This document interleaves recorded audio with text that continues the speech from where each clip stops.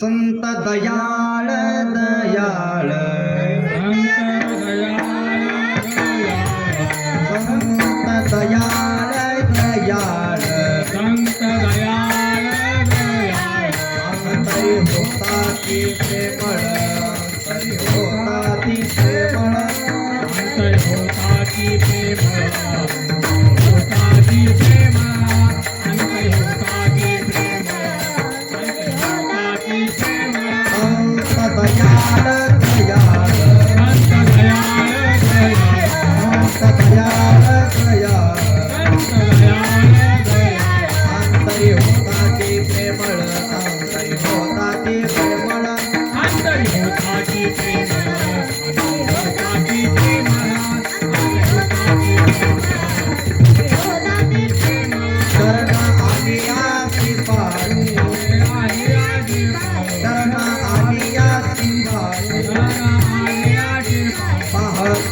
कृपा दृष्टी पाहताची कृपा दृष्टी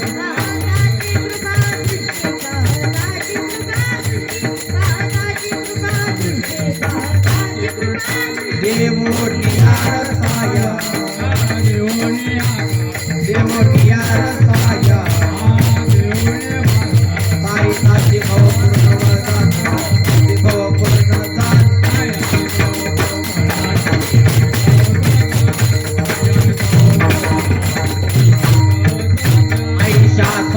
शरण जावे ऐका संता शरण जावे एका जनार्दनी त्याची गावी एका जनार्दनी त्याची गावी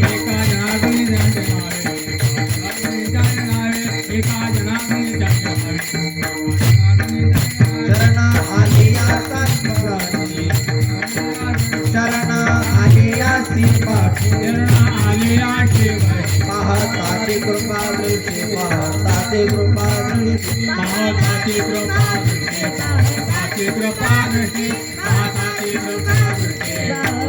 कृपा दृष्टी ओबिडो पारखू माई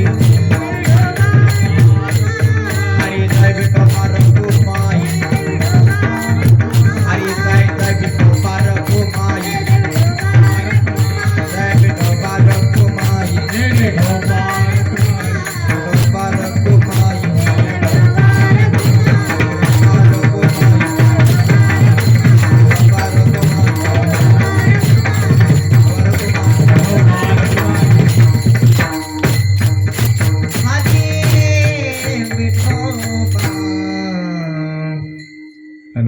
थोड़ा भी कोर होगा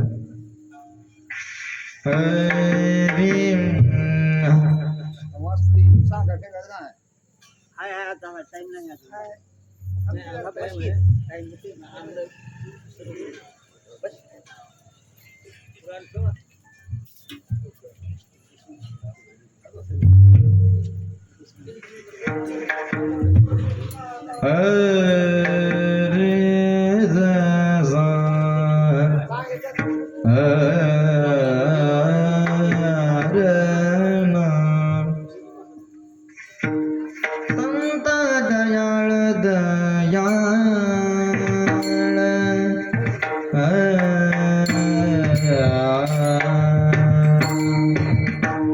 संत दयाळ दयाळ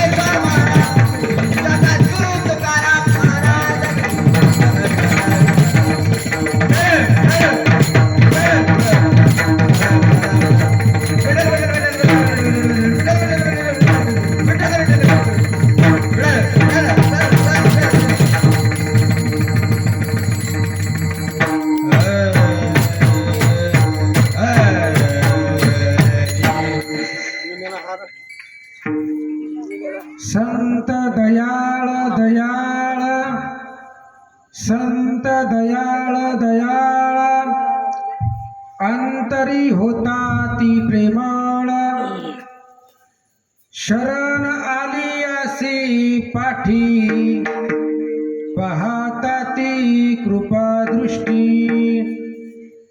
देवोनिया रसायना देवोनिया रसायना तारिताती भवार्णव जाना शरण आली असी पाठी पाहता ती कृपा दृष्टी ऐशा संता शरण जावे ऐशा संता शरण जावे एका जनार्दनी त्यासी गावे शरण आली असी पाठी पाहता ती कृपा दृष्टी विठ्ठल विठ्ठल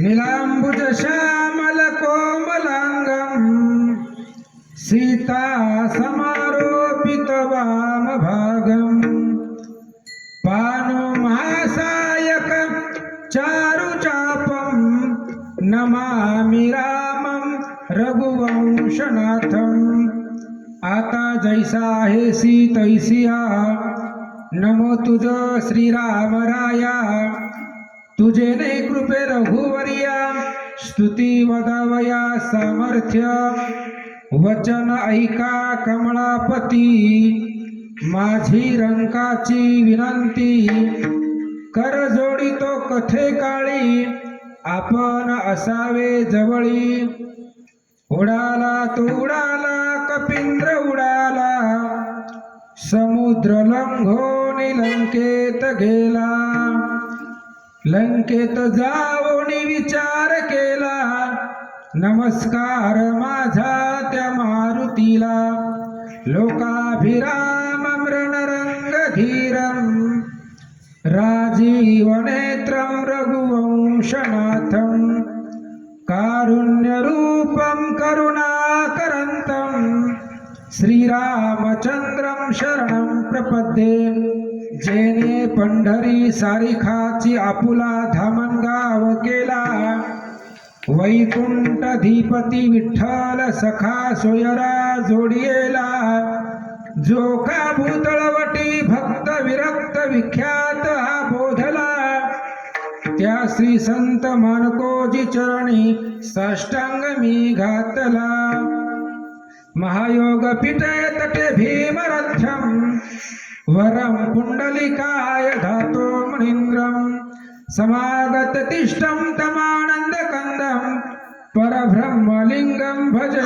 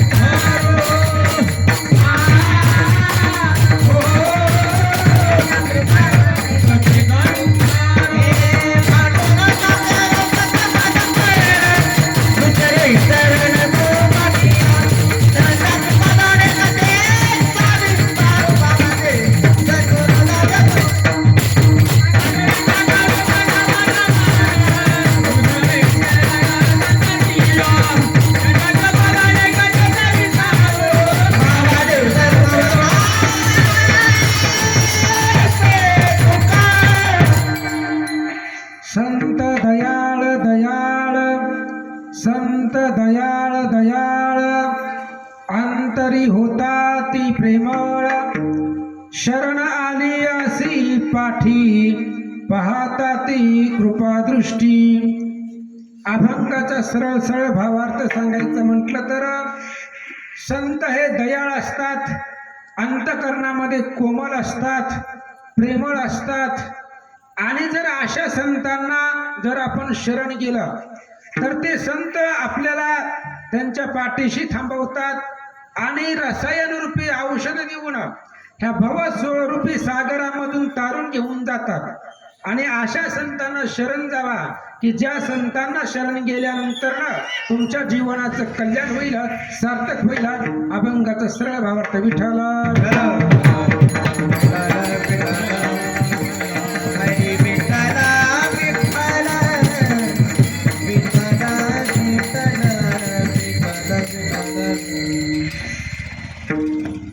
प्रस्तुत प्राप्त प्रसंगी निवडलेला अभंग.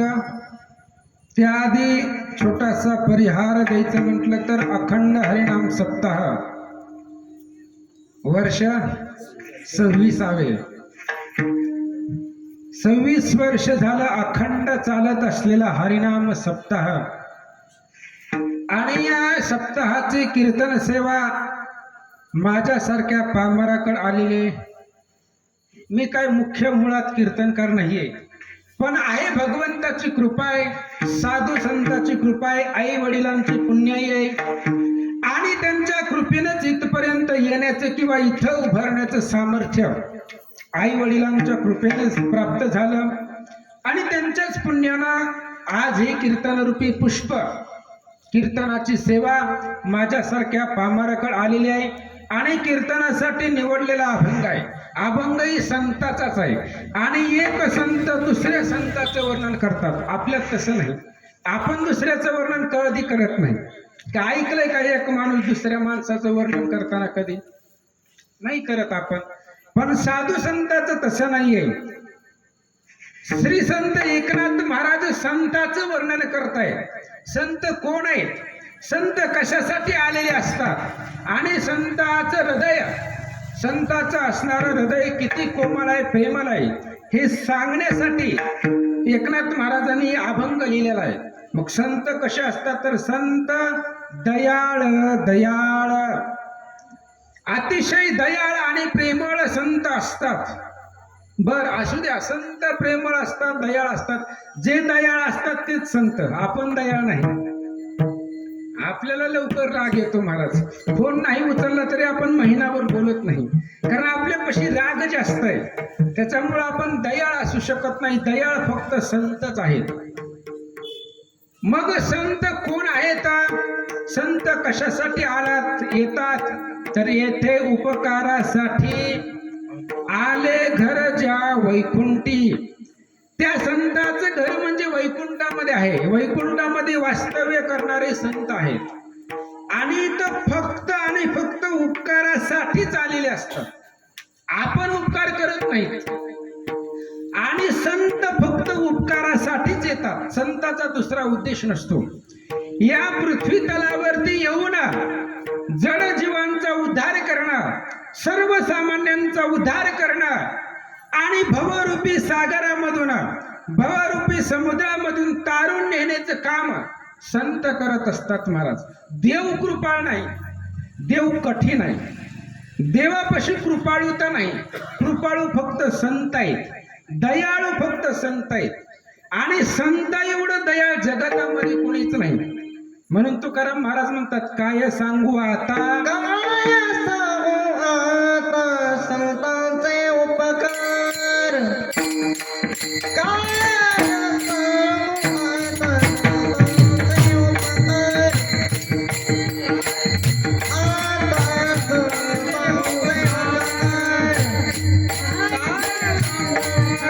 संतांचे उपकार. हे भजने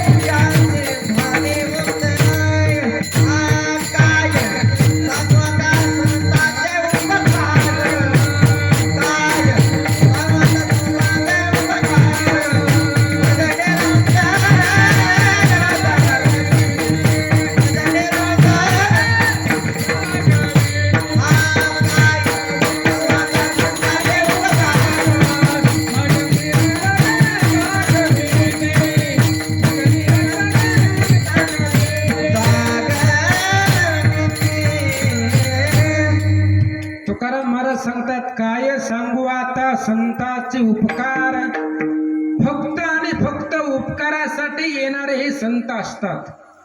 तुमच्या आमच्यावरती उपकार करतात आणि आपल्याला तारून घेऊन जातात. पण आता कलियुग आहे महाराज, आणि या कलियुगामध्ये संत कोणाला म्हणायचं खूप अवघड झालेलं आहे. आपण कोणाच्याही पाया पडतो, कोणालाही संत म्हणतो, कोणालाही महाराज म्हणतो, पण तसं नाही. संत कोणाला म्हणायचं एकनाथ महाराजांनी भावार्थ रामायणामध्ये सांगितलेला आहे. कोणते संत मनसी जेणे भेटी होय श्रीरामासी, ऐक त्याची या चिन्हासी यथामतीसी सांगेन. एकनाथ महाराजांनी सांगितलं संत कुणाला म्हणायचं, तर ज्या संताकडे गेल्यानंतर ना आपल्याला देवाची प्राप्ती होते, किंवा देवाकडे जाण्यासाठी जो काय मार्ग आहे तो मार्ग म्हणजे संत आहे. हरिप्राप्तीसी उपाय धरावे संताचे ते पाय. भगवंताकडे जाण्यासाठी जो काही मुख्य मार्ग आहे तो मार्ग म्हणजे संत आहे. आणि असे असणारे संत, हे संत अतिशय दयाळ आहेत महाराज.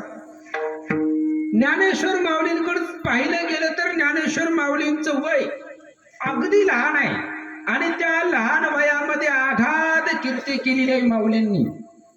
अहो, संत हे चमत्कार करत नसतात, त्या चमत्काराच्या किंवा त्या केलेल्या चरित्राच्या पाठीमाग कारण शोधायची असतात महाराज. अहो, संतांना जर चमत्कार करायचा असता, माऊलींना जर चमत्कार करायचा असता, तर मी म्हणतो लई लांब नाही, फक्त ज्ञानेश्वर माऊलींनी आळंदीपुरतं किंवा आळंदीमध्ये एखाद्या गल्लीमध्ये एखाद्या चौकामध्ये जर माऊली फिरली असते आणि माऊलींनी सांगितलं असतं आळंदी मधल्या गल्लीतल्या लोकांना, चौकातल्या लोकांना, लहान लेकरांना, हे बघा मी तुम्हाला आता भिंत चालून दाखवतो, सगळ्यांनी 10-10 रुपये आणून इथं ठेवा. रेड्याच्या मुखामधून वेद बोलून दाखवतो, सगळ्यांनी 20-20, 50-50 रुपये आणून ठेवा. जर असं माऊलींनी केली असती तर 7 मजली बंगला बांधला असता. काय अवघड आहे महाराज, माऊलींना अशक्य काय आहे. पण त्याच्या पाठीमागची कारण आहेत. का ज्ञानेश्वर महाराजांनी भिंत चालवली, कशासाठी चालवली? चालविली जड भिंती हरली चांगे यांचे भ्रांती, चालविली जड भिंती हरली चांगे यांचे भ्रांती, चालविली जड भिंती हरली चांगे यांचे भ्रांती, चालविली जड भिंती हरली चांगे यांचे भ्रांती.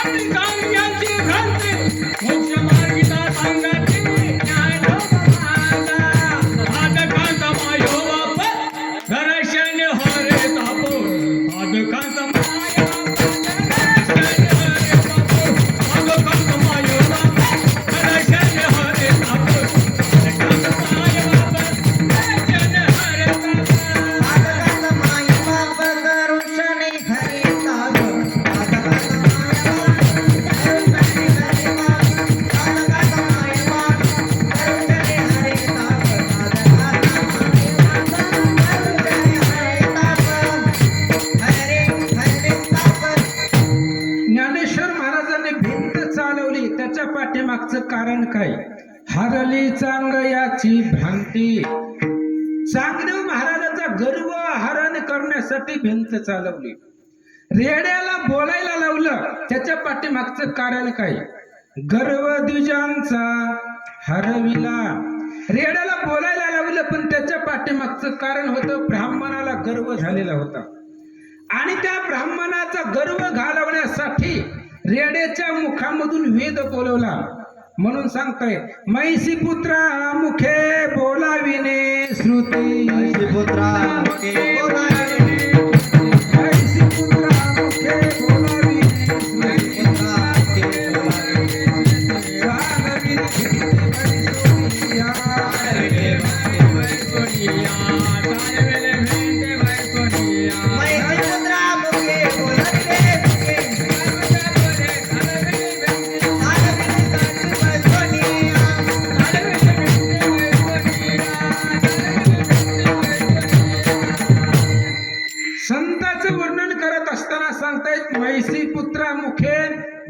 विने श्रुती चालविली भिंती पैसोनिया.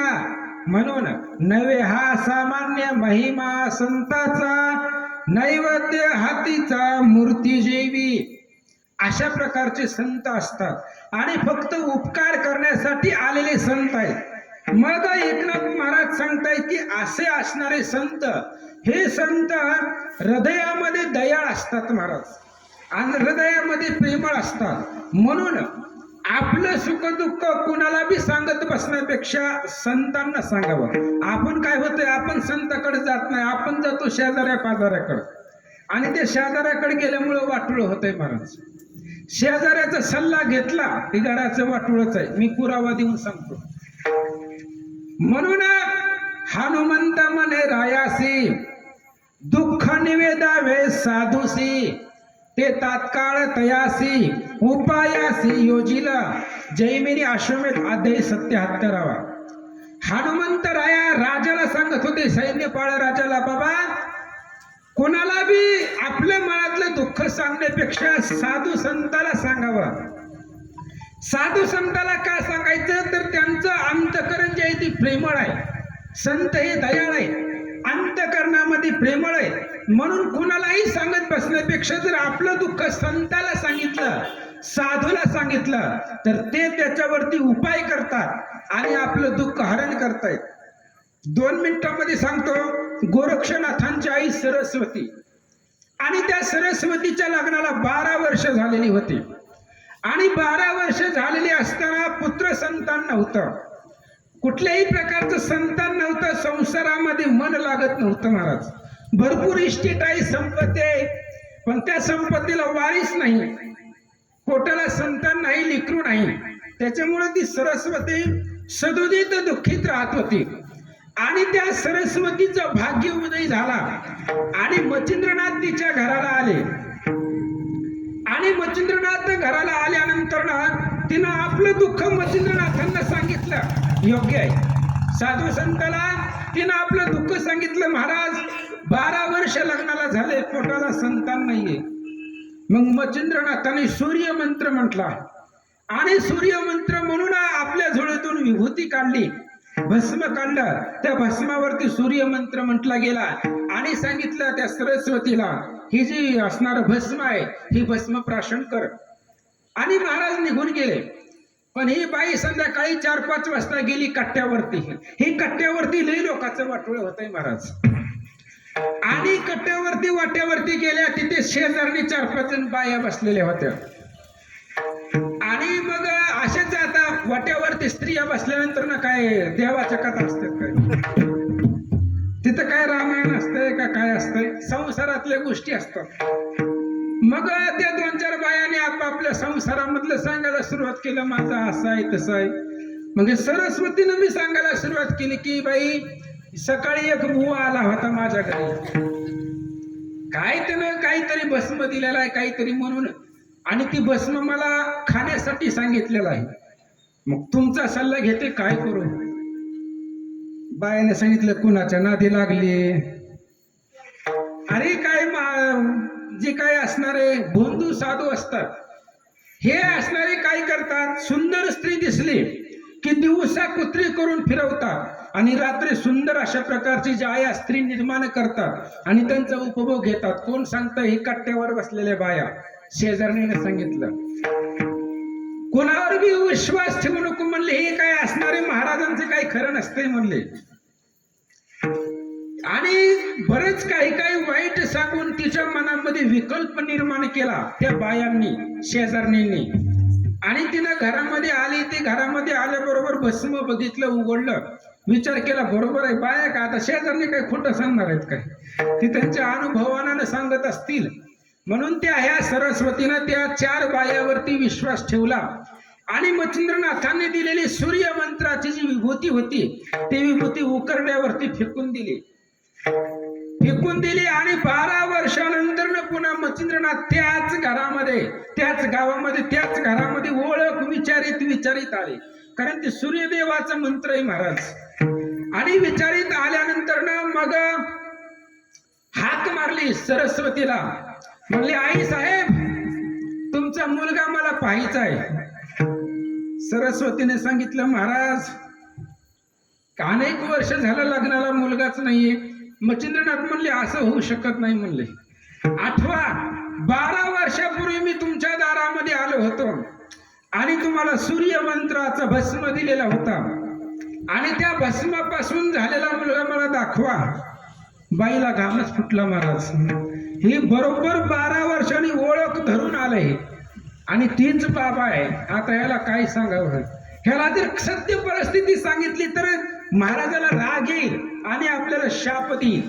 म्हणून सरस्वती घाबरली आणि तिने सांगितलं, महाराज तुम्ही दिलेला भस्म दिलेलं होतं, पण शेजारच्या बायांच्या सांगण्यावरनं मी ती भस्म खाल्लंच नाही.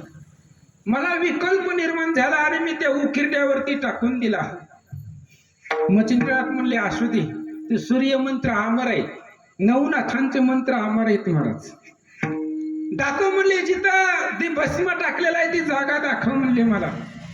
मग मच्छिंद्रनाथ सरस्वती मच्छिंद्रनाथांना घेऊन त्या असणाऱ्या उकिरड्यावरती गेली आणि मग मच्छिंद्रनाथांनी हाक मारली गोरक्षनाथांना.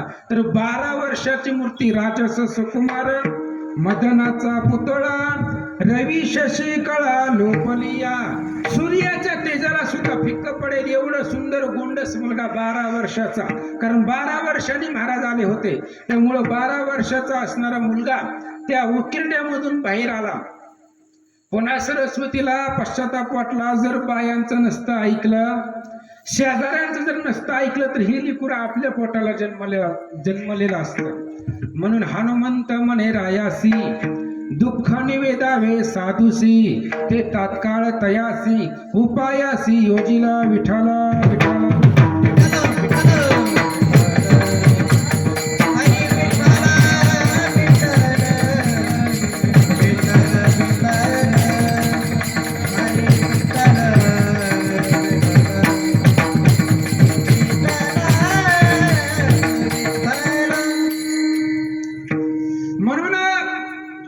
श्री संत शांती मूर्ती एकनाथ महाराज त्या ठिकाणी सांगतायत, संत दयाळ दयाळ अंतरी होता ती प्रेमळ. अतिशय दयाळ अंतकरणाचे संत असतात महाराज. 2 मिनिटांमध्ये अजून एक दृष्टांत देतो. संत किती दयाळ असतात आपल्या सर्वांनाच माहिती आहे. सगळेच आपण परमार्थामधले आहेत, अभ्यासू आहे. आता तुमच्या पुढे मी काय सांगणार आहे पण सांगतो. संतांचं हृदय किती प्रेमळ असतं. व्यासांचा अवतार आहे जयदेव म्हणून, जगन्नाथपुरीला त्यांनी घेतलेला आहे. आता ज्यांचा भक्तिविजय वाचलेला आहे, दुसराच अध्याय त्यांना माहिती असेल. आणि व्यास अवतार जयदेव महाराज, त्या जयदेव महाराजाचे हातपाय एका चोराने तोडलेले होते, हात आणि पाय तोडून टाकलेले होते. मी जास्त वेळ आता समूळ दृष्टांत सांगत नाही, ते फक्त संतांच्या अंतकरणामध्ये किती प्रेमळता असते, कोमलता असते, हे 2 मिनिटांमध्ये सांगतो. आणि त्या जयदेवांचे हातपाय, जयदेव म्हणजे व्यास अवतार आहेत, आणि त्या जयदेवांचे हात आणि पाय मध्यरात्रीला चोराने तोडलेले होते.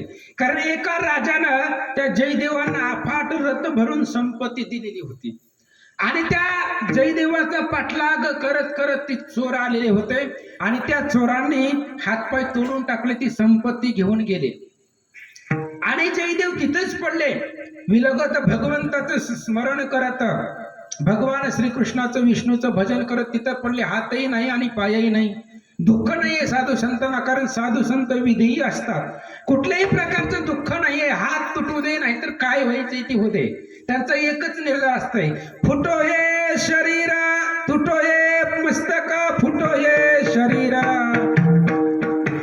फुटो हे शरीरा, तुटो हे मस्तक, फुटो हे शरीर, फुटो हे मस्तक, फुटो हे मस्तक, तुटो हे शरीरा, हे मस्तक, फुटो हे शरीर. तरी नामाचा गजर सोडून तरी नामाचा गजर सोडून, तरी साधू संतांचा निर्धार असतोय, फुटो हे मस्तक, तुटो हे शरीर, परिणामाचा गजर सोडू नये, त्यांचा निर्धार असतो ते. आणि मग असंच विलगत पडलेले जयदेव एक दिवस क्रौंच राजा तिथं शिकारीसाठी आलेला होता त्या अरण्यामध्ये. आणि त्या चोराने खड्डा करून त्यांना त्या खड्ड्यामध्ये टाकलेलं होतं जयदेवांना. आणि ते असणारे चोर आले, त्या क्रौंच राजा आला तर त्या खड्ड्यामधून रामनामाचा ध्वनी ऐकू येत होता. राजाने विचार केला, रामनाम कानावरती पडतंय पण दिसत कोणीच नाहीये. मग राजा रथावरनं उतरला, आसपास पाहू लागला तर खड्ड्यामध्ये हे जयदेव पडलेले होते. हातही तुटलेले आहेत आणि पायही तुटलेले आहेत. अशा अवस्थेमध्ये जयदेव महाराज पडलेले आहेत. मुखामध्ये रामनामाचा ध्वनी आहे, रामनामाचा गजर आहे. क्रौंच राजाला दया निर्माण झाली आणि क्रौंच राजा त्या संताला अनन्य भावानं शरण गेला. त्या जयदेवाला उचललं, आपल्या रथावरती घातला आणि आपल्या राजधानीमध्ये, आपल्या राजनगरीमध्ये घेऊन गेले. मग त्या जयदेवाला क्रौंच राजानं आपलं गुरु मानलं. त्या संताला जयदेवाला उंच आसनावरती राजानं बसवलं आणि राजा मनोभावानं जयदेवाची सेवा करू लागला. आणि त्या सेवेमध्ये जयदेवाच्या कृपेमुळं राजाकडे अफाट संपत्ती होते. त्यामुळे रोज दान धर्म, येणाऱ्या महाराज लोकांना रोज नवीन नवीन कपडे, साधू संतांना विविध अशा प्रकारचे दान धर्म करत होता तो राजा. मग ही राजाची कीर्ती जगतात सगळीकडे पसरली गेली. ज्या 2 चोरांनी ह्या जयदेवाचे हातपाय तोडलेले होते, त्या चोरांनी सुद्धा ह्या राजाची कीर्ती ऐकली. मग त्यांनी बी विचार केला, आपण बी पांढरे कपडे घालू, काही पैसे भेटत असलेच काय त्याला, आपण पण चांगली पांढरे कपडे घालू, मोठमोठ्याला माळा घालू आणि जाऊ त्या राजाकडे महाराज म्हणून. कारण राजा ती साधू संतांचा, महाराज लोकांचा मान सन्मान करतोय, त्यांना पाहिजे तेवढे धनसंपदा देतोय, असा विचार त्या चोरांनी केला. आणि ती चोर पांढरी कपडे घातली, इस्त्रीची फेटा फिटा माझ्यासारखं ओके, गळ्यामध्ये माळा ही घातल्या मोठमोठ्या बिंबीपर्यंत, आणि त्या माळा बाहेर काढल्या शर्टाच्या, दिसायला पाहिजे लोकांना. आणि ते निघाले त्या राजाच्या नगरीमध्ये. मग आता सगळ्यापेक्षा ही 2 जण शोभिवंत दिसू लागली, सुंदर दिसू लागली, चेहऱ्यावरती तेज दिसू लागलं. लोकांना वाटलं लय मोठा महाराज आहे काही किंवा. मग सगळेजण त्या राजसभेमधले सगळेजण त्यांना पुढं घेऊन आले, चला महाराज या. मग हे 2 जण पुढे आल्याबरोबर त्यांनी राज आसनावरती जयदेवाला पाहिलं आणि दोघांची नजरानजर झाली. जयदेवांनी बी ह्या 2 जणांना ओळखलं की आपला हातपाय तोडणार हीच इथं. आणि ह्या दोघांनीही ओळखलं, ज्याचं आपण हातपाय तोडलं ती इथं आहे. असू दे म्हणले, आता इथून काही पळून जाता येते काही, जाऊ दे म्हणले, आता जे असू द्या, आपण आपापल्या प्रार्थनानं आलेलो आहेत, जाऊ द्या म्हणले. मग जयदेवानं त्या दोघांवरती प्रीती धरली, प्रेम धरलं आणि राजाला सांगितलं, हे बघ राजा, हे माझे आवडते शिष्य आहेत म्हणले, ह्यांना कशाची कमतरता पडू देऊ नको, ह्यांना पाहिजे तेवढं सगळं धन संपदा ऐश्वर्य, रोजच्या रोज 2-3 टाइम 4 टाइम ह्यांना जेवण खाऊ घालत जा, कारण माझे आवडते शिष्य आहेत. मग आता जयदेवानं आजपर्यंत जयदेवानं कुणाचं नाव घेतलं नव्हतं, कुणाचं कौतुक केलं नव्हतं, पण या 2 जणांचं कौतुक केल्यावर राजाला आश्चर्य वाटलं. म्हणजे काय ह्या दोघांचा जिव्हाळा असेल, काय नातं असेल आपल्याला काय माहिती, पण राजाचं ध्येय होतं, आपल्या गुरुनं सांगितलेलं आहे, ह्या दोघांना काही कमी पडू देऊ नको. म्हणून मग आता राजा त्या जयदेवाच्या, आपल्या गुरुच्या सांगण्यावरनं त्या दोघांची सेवा करू लागला. पण ह्या दोघांना टेन्शन होतं, आपण ज्याचा हातपाय तोडलं ते हित आहे, राजाला सांगून कधी बी आपल्याला शिक्षा करू शकतोय, त्यामुळं ही वाळून चालली. पोटभर खायला होतं, 3 टाइम खायला होतं, पण चिंता होती शरीरामध्ये, मनामध्ये चिंता होती, त्यामुळे शरीर वाळून चाललं, त्यांना अन्न गोड लागत नव्हतं. मग राजाने एकदा जयदेवांना विचारलं, म्हणले महाराज, तुमचे जे 2 शिष्य आहेत, ते 2 शिष्य वरच्या वर वाळून चाललेत म्हणले, तब्येत सुधारायची सोडून, आमच्या सेवेमध्ये काही कमी पडायला लागलंय का? त्यावेळेस जयदेवानं सांगितलं, ते विरक्त आहेत. कसे आहेत? विरक्त आहेत. त्यांना इथं राजभवनामध्ये, संपत्तीमध्ये, ऐश्वर्यामध्ये राहू वाटत नसेल, वैराग्य आहेत. काय कर, ह्यांना जर जायचं असेल तर जाऊ दे म्हणले, ह्यांना जायचं असेल विचार, त्यांना जर जायचं असेल तर आज्ञा दे ह्यांना जाण्यासाठी. मग राजा त्या दोघांकडे गेला आणि दोघांना विचारलं, होय महाराज, एक प्रश्न तुम्हाला विचारायचा आहे.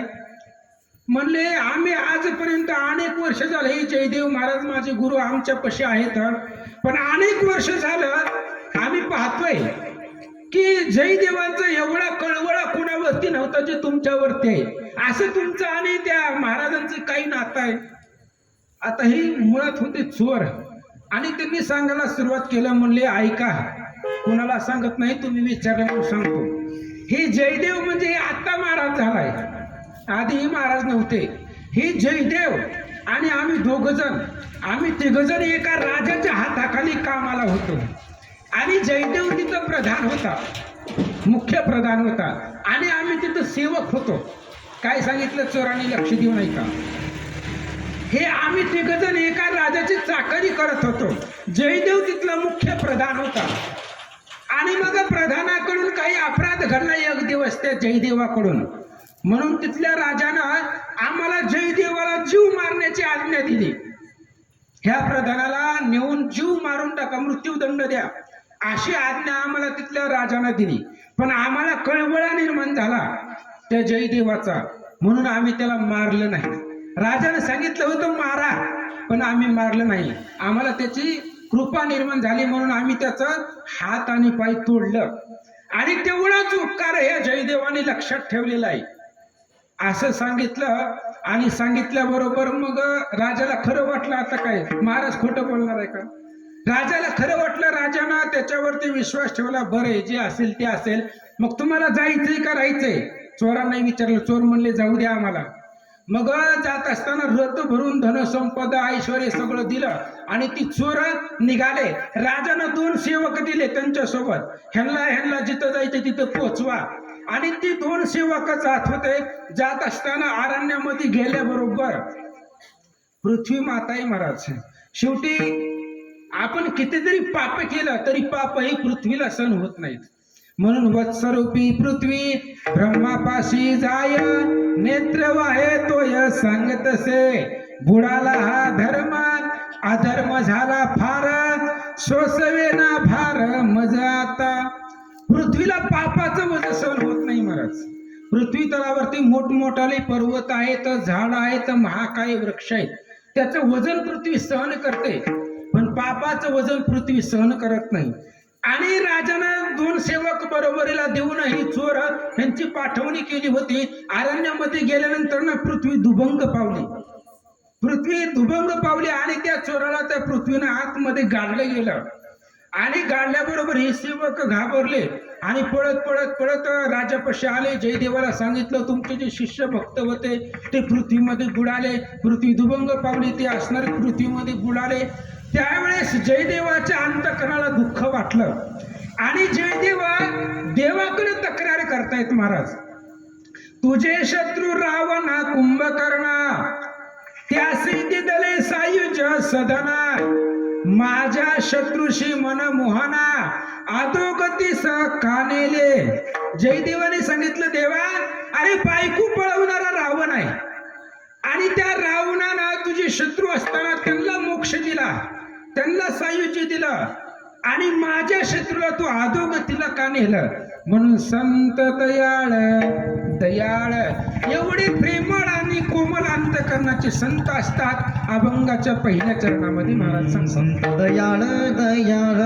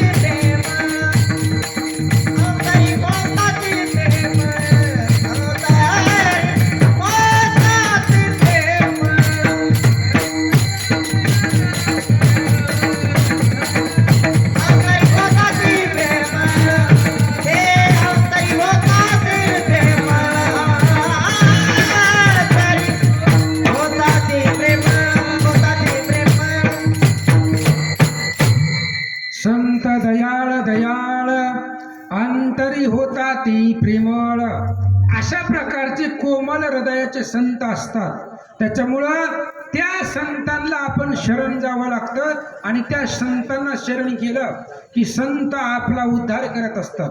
म्हणून बघा आपलं कसं आहे, आपण शरण बी जात नाही, आपण बोलत नीट नाही.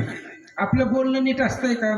माऊलीने सांगितलं कसं बोलायचं, साच आणि मवाळ, मिथिले आणि रसाळ, शब्द जैसे कल्लोळ अमृताचे. आपण बोलत नाही, पण जर एखाद्याची निंदा करायची म्हटल्यावर खूप बोलतो आपण. आपण जर एकमेकाला जर नावं ठेवायची म्हटली तर आपण खूप बोलतो आणि त्याच्यामधून पाप घडतं बरं का. आपण आपली वाचेमध्ये शुद्धता पाहिजे, वाचेमध्ये सत्यता पाहिजे. अनंत वाचा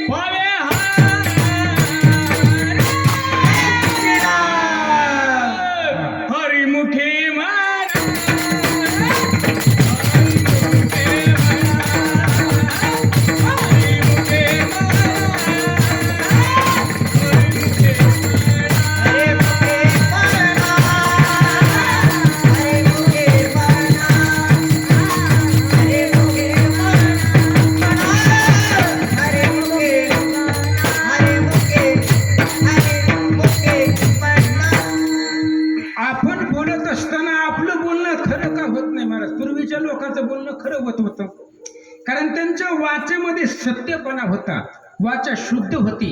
त्याच्यामुळं बोलले, सहज जरी बोललं तरी ते खरं होत होतं. आपण आपल्या बोलण्यामध्ये सत्यपणा बी राहिलेला नाही. अहो आपण बोलायचं जाऊ द्या, एकमेकाची निंदा करणं हे सुद्धा पातक आहे का नाही? उगाच घरी बसून कोणाला बी नावं ठेवायची, कोणाची बी निंदा करायची, ही असाच आहे तसाच आहे, कसा बी असू दे. कारण कसं आहे, आपण पुण्य करायला जातो पण आपल्या हातून पाप घडत असतं. आपण दुसऱ्याची निंदा जरी केली, नावं जरी ठेवलं तरी ती पाप घडते पण आपल्याला कळत नाही. 2 मिनिटांमध्ये सांगतो, एका गावामध्ये एक कीर्तनकार आलेला होता आणि महाराज प्रसिद्ध होता, खूप प्रसिद्धी होता, पंचक्रोशीमध्ये प्रसिद्ध महाराज होता. आणि त्या गावामध्ये एक वेश्या होती आणि त्या वेश्येला कोणी जवळ करत नव्हतं. त्या गावातले सगळे तिला नावं ठेवत होते आणि त्या स्त्रीला सुद्धा वाटलं की आपण महाराजाचं दर्शन घ्यावं, कारण एवढा मोठा महात्मा आपल्या गावामध्ये आलेला आहे, आपण त्याचं दर्शन घ्यायला पाहिजे. त्या स्त्रीला वाटलं, पण गावाने तिला वाळीत टाकलेलं होतं, कोणी जवळ करत नव्हतं. मग महाराजाचं कीर्तन झालं, ती स्त्री आली होती पण लांब बसलेली होती आणि महाराजाचं कीर्तन झाल्यावर सगळ्यांनी महाराजाचं दर्शन घेतलं आणि सगळे दर्शन घेऊन गेल्यावर ती स्त्री पुन्हा दर्शनासाठी आली. आल्यानंतर ना त्या स्त्रीनं आग्रह केला, महाराज तुम्ही आमच्या घरी जेवायला चला. आता एवढा मोठा महात्मा आलेला आहे, जर तुमचे पाय आमच्या घराला लागले, आमच्या असणाऱ्या घराचा माझा उद्धार होईल. त्या स्त्रीने सांगितलं, हे बघ मी कोणाच्या घरी जात नाही, मी कोणाच्या घरी जेवायला जात नाही. जर तुला वाटत असेल की मी तुझ्या घरचं खावं तर तू इथं मंदिरामध्ये आणून दे, मी इथं बसून खातो, मी कोणाच्याही घरी येत नाही, जात नाही. मग त्या स्त्रीला आनंद वाटला, असू दे म्हणले.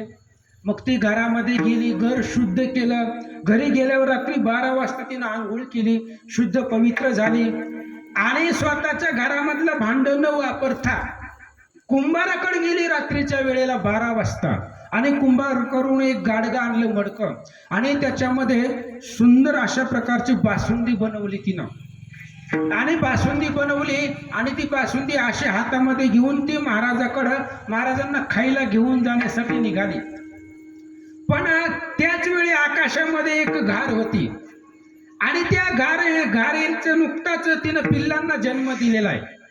मग त्या घारेची शिकारीच्या शोधामध्ये ती घार होती, म्हणून त्या घारेनं आपल्या पिल्लांसाठी एका विषारी सापाला मारलेलं होतं आणि चोचीमध्ये सापाला उचललं त्या घारीनं आणि आकाशामधून ती घेऊन चालली आणि जात असताना त्या सापाच्या तोंडातलं जे विष होतं, विषाचे थेंब, ते थेंब त्या मडक्यामध्ये पडले.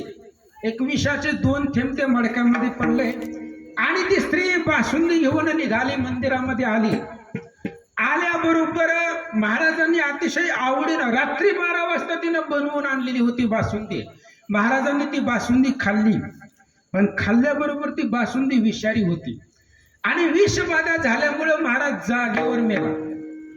बसलेल्या जागेवर महाराज मृत पावला. अख्ख्या गावामध्ये गोंधळ उठला. मग ते असणाऱ्या मृत झाल्यानंतर ना आता हे महाराजाला जे काही मारलेलं पाप आहे, ती पाप कुणाच्या मस्तकावरती घालायचं, भगवान श्री विष्णूला टेन्शन आलं. भगवंताने विचार केला, आता त्या स्त्रीच्या मस्तकावरती पाप घालता येत नाही आपल्याला, कारण ती शुद्ध भाव अंतकरणापासून आणि भगवंताला भाव आवडतो. माणूस कसा आहे भगवंत पाहत नाही, फक्त भाव लागतो. काही न लगे एका भावाची कारण, काही न लगे एका भावाची कारण, काही न लगे एका भावाची कारण, काही न लगे एका भावाची कारण. तुका म्हणे आन विठ्ठलाची, तुका म्हणे आन विठ्ठलाची, तुका म्हणे आन विठ्ठलाची. काही न लगे एका भावाची कारण, तुका म्हणे आन विठोबाची, विठोबाची. काही न लगे एका भावाची कारण, तुका म्हणे आन विठोबाची, विठोबाची.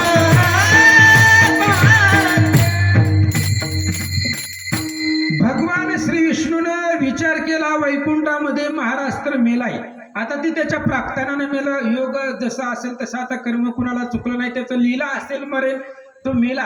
पण ह्या महाराजाला जी मारलेलं पाप आहे, ती पाप आपण कुणाच्या मस्तकावरती घालायचं. भगवान श्री विष्णू वैकुंठातून त्या गावात आले. त्या गावाचं भाग्य महाराज स्वतः भगवान श्री विष्णू वैकुंठातून आले शोध घेण्यासाठी. हे जे महाराज मेलेलं आहे त्याचं पाप आपण कुणाच्या पदरी घालायचं, कुणाच्या मस्तकावरती घालायचं. म्हणून भगवान श्री विष्णू त्या गावामध्ये हिंडू लागले. भगवंताने विचार केला, या स्त्रीच्या मस्तकावरती पाप घालता येत नाही, कारण ती शुद्ध भावांतकरणापासून महाराजांना बासुंदी घेऊन गेली होती. मग त्या घारीलाही दोषी ठरवता येत नाही, कारण घार तिचं कर्तव्य करते. आपल्या पिल्लाला जगवणं प्रत्येकाचं कर्तव्य आहे, आपल्या लेकराला जगवणं. त्याच्यामुळे ती घारही दोषी नाही. मग भगवान श्री विष्णू फिरू लागले. फिरता फिरता भगवंताला एक गावातला चौकातला वट्टा दिसला आणि त्या वट्ट्यावरती 4 लोक बसलेली होती आणि ती 4 लोक ह्या बाईची निंदा करत होती. तिनंच मारला असेल, तिनंच विष घातला असेल, तीच बाई वाईट होती, लहानपणापासून वाईट कृत्य करत होती. भगवान श्री विष्णूने विचार केला, ही पाप ह्या चौघांच्या डोक्यावर, काही घेणं देणं नाही. पाप यांच्याकडे असो किंवा नसो, पण ज्या अर्थी ही लोक त्या बाईची निंदा करतायत, त्या स्त्रीची निंदा करतायत, त्या अर्थी ही जे काय महाराजाला मारलेलं पाप आहे, ही पाप या चौघांच्याही डोक्यावरती भगवान श्री विष्णूनं यमाला सांगितलं, पाप यांच्या मस्तकावरती टाक. आणि भगवान श्री विष्णू तिथून निघून गेले.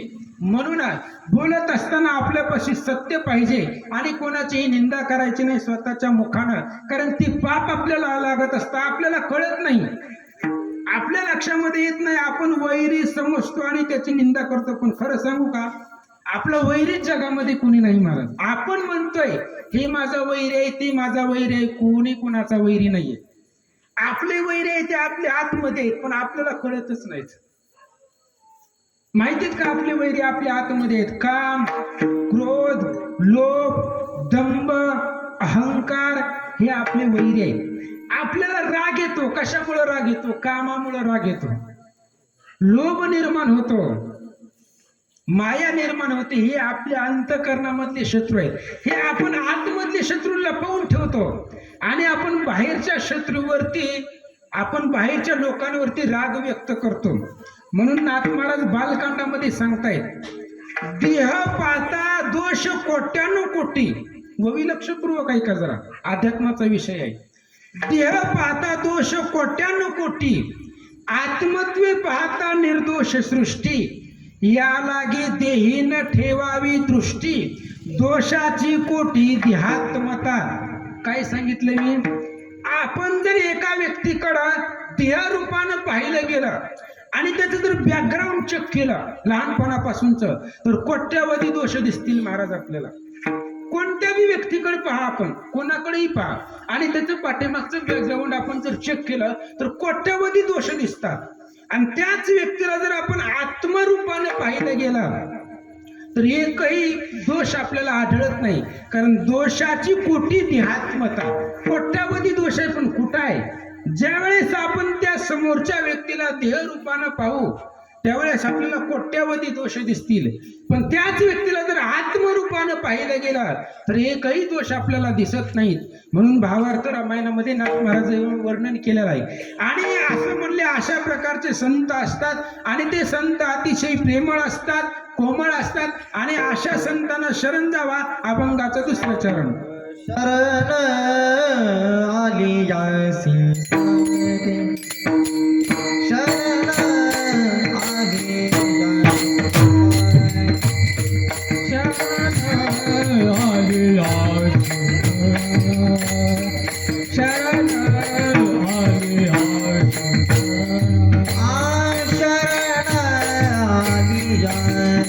पाठी शरण आली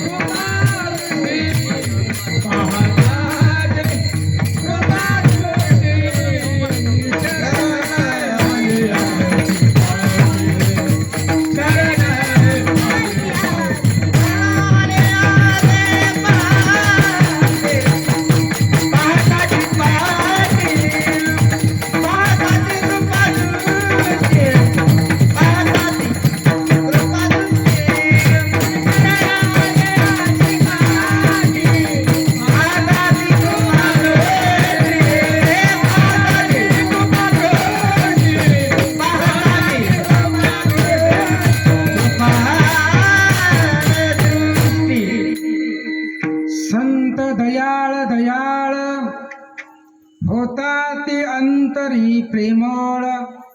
पहा, संताची भेटी खूप अवघड आहे. एक वेळेस आपल्याला देव भेटल. मी म्हणतो आपल्याला देवाची भेटी सोपी आहे, पण संताची भेटी अवघड आहे. संत भेटत नाही. आपल्याला निळोबारायांचा दृष्टांत माहिती आहे. तुकाराम महाराजांच्या भेटीसाठी त्यांनी किती सायस केला. देव दोनदा भेटायला गेला त्यांना, पण भेटले का देवाला? देवाला ते भेटले नाही. कारण देव भेटणं सोपं आहे, पण संत भेटणं अवघड नाही. पण त्या देवाला ओळखण्यासाठी किंवा आपण देवाचं जेवढं महिमान वाढतंय ती फक्त संतामुळे वाढतंय. देवाला जी किंमत आहे ती संतामुळे आहे. संत आणि भक्तामुळे देवाला किंमत नाही, तर देवाला कोण ओळखतंय? म्हणून तुकाराम महाराज सांगताय, आमुचेने भावे तुझ देवापणा, आमुचेने भावे तुझ देवापणा, आमुचेने भावे तुझ देवापणा, आमुचेने भावे तुझ देवापणा. हे तू नारायण विसरला, हे नारायण बोलणारे, हे तू नारायण विसरला.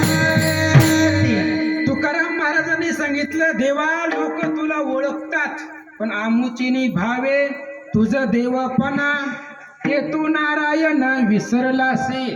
तुकाराम महाराजांनी सांगितलं, देवा लोक तुझं नाव घेतात, पण त्या नाव घेण्यासाठी प्रोत्साहन आम्ही केलेलं आहे.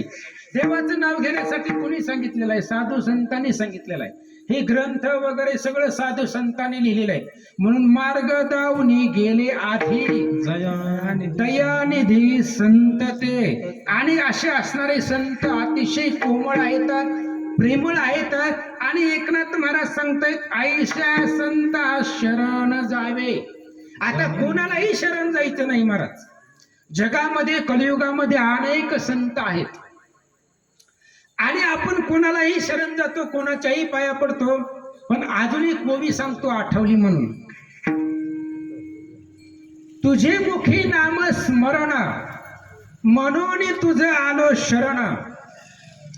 पुढती घाली तू लोटांगण राम कथन मज सांगी. किंवा सर्व इंद्रियाच्या ठाई राम कोंदला तुझे देही. रामा वाचून नेनसी काही म्हणून पाही विनवितो. आजच्या अध्यायामध्ये उभे, आज जो अध्याय झाला ना लक्ष्मण शक्तीचा, त्यातली उभे येते. आपण कोणाच्या पाया पडावं. भरतजींनी विचार केला हनुमान हा संत आहे आणि हनुमंताची भेट घेतल्याशिवाय आपल्याला राम भेटणार नाही. भरतजींनी ठरवलं. भरतजींनी आधी हनुमंताला पाहिलं, हनुमंताची अवस्था पाहिली. सर्व इंद्रियाच्या ठाई राम कोंदला तुझे देही. भरतजींनी हनुमंताची अवस्था पाहिली की सर्व इंद्रियामध्ये राम आहे. ह्याला रामाशिवाय काहीच कळत नाही आणि रामाशिवाय कळत नाही म्हणून त्याच्या पाया पडला. त्यावेळेस रामचंद्राची कथा, रामाची भेट भरतजींना झाली. म्हणून आईशा संताशी शरण जावे. आणि असे असणारे संत, त्या संतांना जर आपण शरण गेलं तर काय करतात संत. शरण आली अशी पाठी पाहता ती कृपा दृष्टी. आपल्याला माहितीच आहे, रामायणातच प्रसंग आहे पण 2 मिनिटांमध्ये सांगतो. लक्ष्मण हा संत आहे आणि त्या लक्ष्मणाला ज्या वेळेस रावणानं ब्रह्मशक्ती मारली, सोडली लक्ष्मणाच्या हृदयावरती, त्यावेळेस ती शक्ती लक्ष्मणाला शरण आली. आणि कशी शरण आली. कन्या म्हणून शरण आली. तेने अत्यंत कृपा आली. सौमित्र शरणांगत माऊली. अंगीकारिली ब्रह्मशक्ती. ती शक्ती आता एखादा लोखंडाचा बाण किंवा तलवार जर आपल्याला शरण आली तर आपण तिला थारा देऊ का. तलवार जर म्हणली मला तुझ्या पोटात घुपसू दे आणि मला शरण दे, आपण त्याला शरणांगती देऊ का. स्वतःचा जीवघात आपण करू का. पण लक्ष्मणाने विचार केला, शरण आलेला आहे. आणि शरण कशी आलेली आहे. मुलगी म्हणून शरण आलेली आहे. कन्या झाली उपहता जनक तिची अंगीकारित. मुलगी जर शरण आली तर बाप तिचा असणारा सांभाळ करतो, तिचा असणारा कळवळा बापाला येतो. तसं ती शक्ती लक्ष्मणाला मुलगी म्हणून शरण आलेली होती आणि लक्ष्मणाला बापाची जागा दिल्यामुळं लक्ष्मणानं त्या शक्तीचा तिरस्कार केला नाही. जरी शस्त्र असलं तरी सुद्धा ती मुलगी म्हणून, कन्या म्हणून शरण आलेली आहे. म्हणून लक्ष्मणानं त्या असणाऱ्या शक्तीला हृदयावरती जागा दिली. आणि दुसरा शरण आलेला विभीषण आहे. येरा येरांच्या घाता वहिली. येरा येरे प्रवर्तरी. येरा येरांच्या भये भ्याली. दोन्ही शरणा तुझं आली. 2 जण शरण आलेले होते. पहिले विभीषण शरणार्थी. पाठीशी घातला निश्चिती. सवेत शरण आली शक्ती. ती ठेविली त्वरित हृदयेसी. पहिल्यांदा शरण आलेला विभीषण आहे. शरण शक्तीला घाबरून शरण आलेला आहे आणि त्या विभीषणाला पाठीशी लक्ष्मणानं जागा दिली. आणि जी शस्त्र म्हणून शरण आलेली शक्ती आहे आणि त्या शक्तीला आपल्या पोटामध्ये, हृदयामध्ये जागा दिली. म्हणून शरण आली यासी पाठी. साधू संतांना कोणी जरी शरण आलं तरी सुद्धा ते त्यांना कृपा दृष्टीनंच पाहतात. मग ते शस्त्र आहे, कोणी आहे, काही पाहत नाही. लक्ष्मणानं देह दिला, जीव दिला, पण शरण आलेल्याच रक्षण केलं. आपल्याला जो शरण आलेला आहे त्या शरणांगताला कृपा दृष्टीनं पाहिलं. म्हणून नाथ महाराज सांगतायत पाहता ती कृपा दृष्टी. आपला जीव गेला तरी चालते, कारण साधू संतांना माहित आहे महाराज जीव जरी गेला तरी जाऊ द्या, कारण जीव गेल्यानंतर ना वाचवणारा भगवंत आपल्या पाठीशी आहे. आपला तेवढा विश्वास नाही, आणि विश्वास नाही म्हणून आपल्याला देव प्राप्त होत नाही, भगवंत प्राप्त होत नाही. का होत नाही? आपला तेवढा साधू संतांवरती विश्वास नाही, भगवंतावरती विश्वास नाही. 2 मिनिटांमध्ये सांगतो की संत किती कृपाळू असतात, आणि त्या संताच्या सानिध्यामध्ये आल्यानंतर ना साक्षात भगवंताची माऊलींची भेट होते. एकदा सर्वांना माहिती असेल पण तरी पण सांगतो. एकदा मानकोजी महाराज बोलले, त्यांना वाटलं की आपण आळंदीची वारी करावी, कारण आपण काशीची यात्रा केली, पंढरपूरची वारी केली, आता आपण बी पंढरपूरची वारी करतो. महाराज किती वेळा देव आपल्या घरी आला, आपण पंढरपूरची वारी करतो, किती वेळा आपण देवाला घेऊन आलो. पण मानकोजी महाराजांनी एकच वारी केली, महाराजांनी पहिलीच वारी केली, आणि त्या वारीमध्ये भगवंत धामणगावला घेऊन आले. ते ही सामर्थ्य आहे, भक्ती आणि भावबळाची ती ताकद आहे. म्हणून अनंत वाऱ्या करिता न लाभली ब्रह्मसत्ता, एका वारीनेच पंढरीनाथा पाहत पाहत आणले. आजपर्यंत आपण कितीतरी वाऱ्या केल्या महाराज पंढरपूरच्या, आपल्या देव स्वप्नात बी आला नाही का? आलाय कुणाच्या? आपल्या स्वप्नामध्ये बी देव येत नाही. पण मानकोजी महाराजांनी पहिलीच वारी केली, आणि त्या पहिल्याच वारीमध्ये देवालाच घेऊन आले. आणि सारखं सारखं पंढरपूरला कशाला जायचंय? म्हणून धामणगाव पंढरीची वाट धामणगावा नेली, आईशी सेवा केली बोधल्याने. मानकोजी महाराजांना वाटलं एकदा आपण माऊलींची वारी करावी, आळंदीला जावं, कारण आपण काशीची तीर्थयात्रा केलेली आहे. आपल्याला जर ते चरित्र माहिती असेल, जर पाहिलं असेल तर लक्षात येईल. मानकोजी महाराजांनी काशीची ही वारी केलेली होती, पंढरपूरची ही वारी केलेली होती, इकडं पैठणला सुद्धा जाऊन आलेले होते. फक्त आता माऊलींचं दर्शन घ्यायची इच्छा मानकोजी महाराजांची होती.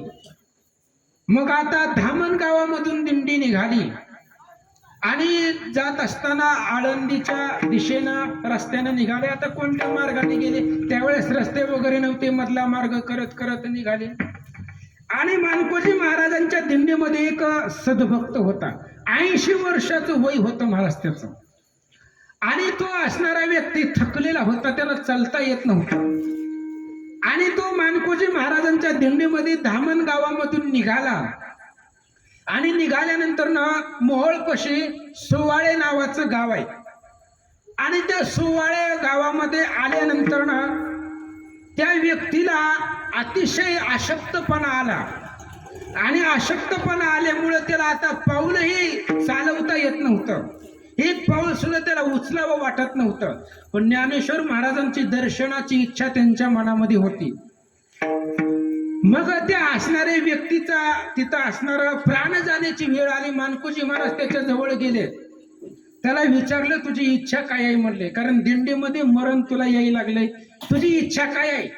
त्यावेळेस त्या गृहस्थानं त्या चांभारानं सांगितलं, महाराज आपण माऊलीच्या दर्शनाला चाललो होतो, आणि मला आता दुसरी काही इच्छा नाही, मरता मरता मला एकदा ज्ञानेश्वर माऊलींचं दर्शन व्हावं, ज्ञानेश्वर महाराज माझ्या डोळ्यापुढे असावं, आणि त्यांना पाहत पाहत मरावं, एवढीच इच्छा आहे माझी दुसरी काही इच्छा नाहीये. मग मानकोजी महाराजांनी त्या गृहस्थाला सांगितलं, 1-2 मिनिटं थांब म्हणले.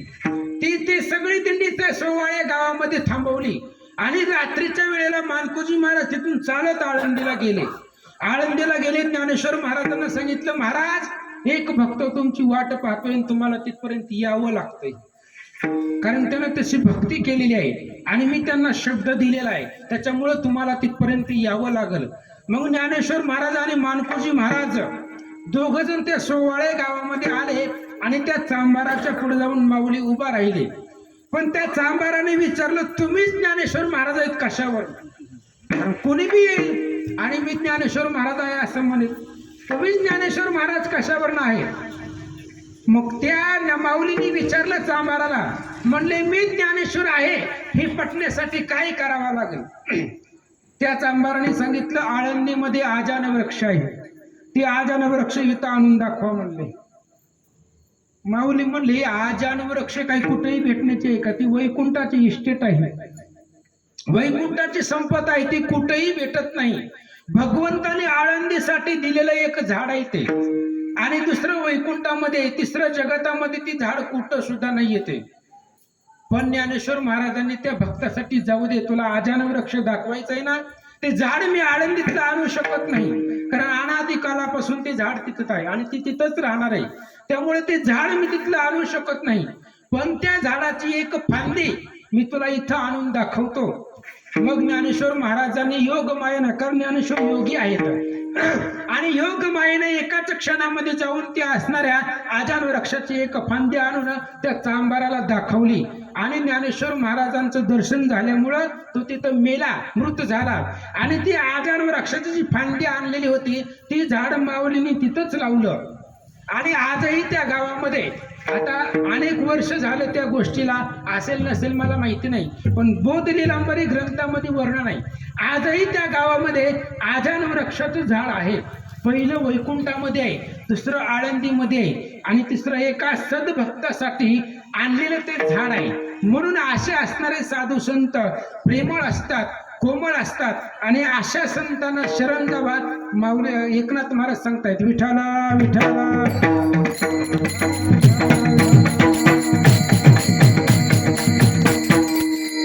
संत दयाळ दयाळ, अंतरी होता ती प्रेमळ, शरण आली असे पाठी, पाहता ती कृपा दृष्टी. विठोबा